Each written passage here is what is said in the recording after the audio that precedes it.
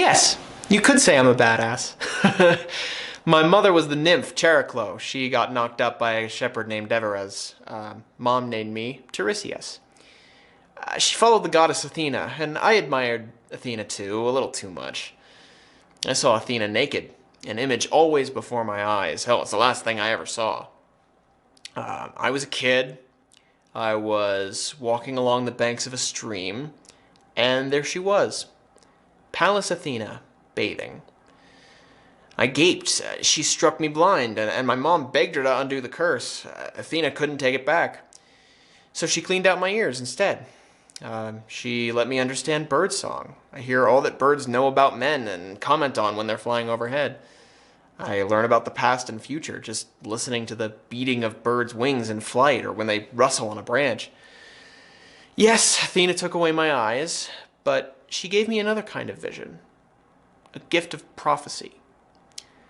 My dreams reveal secrets to me, and if a boy assists me and tells me about the smoke on an altar that rises up from a burnt offering, I learn things.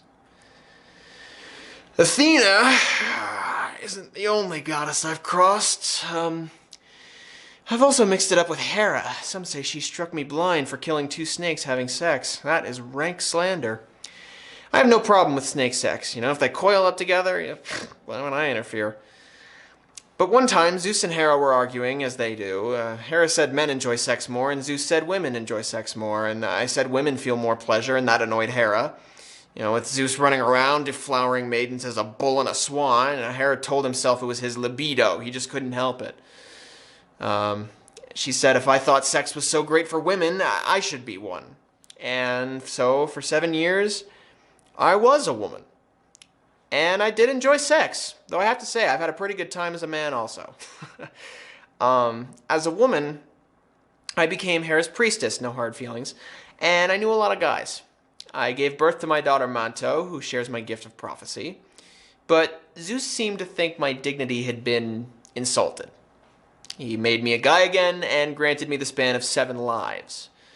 I've advised generations of Theban kings. If you've seen the Bacchae of Euripides, you know how the ghost of Cadmus and I warned King Pentheus about dissing Dionysus. Then we headed up the mountain to honor Dionysus in the Bacchanal, and you've seen me in Sophocles.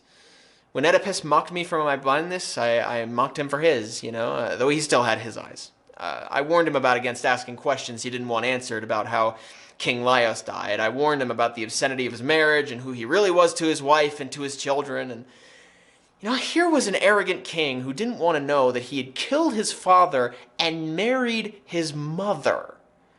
But still, he insisted he did want to know. When Oedipus and Creon accused me of selling my gifts for dirty pennies and when they threatened me, I laughed. Oedipus was proud and headstrong. Creon was rigid and shrill and insecure, out to deny Polynices his burial rights and punish Antigone for her courage. But as a free man, I spoke truth to power. As much a king in my way as either Oedipus or Creon. I died drinking the waters of a tainted spring. I was Apollo's prophet, like the oracle, yet I was killed by an arrow of Apollo.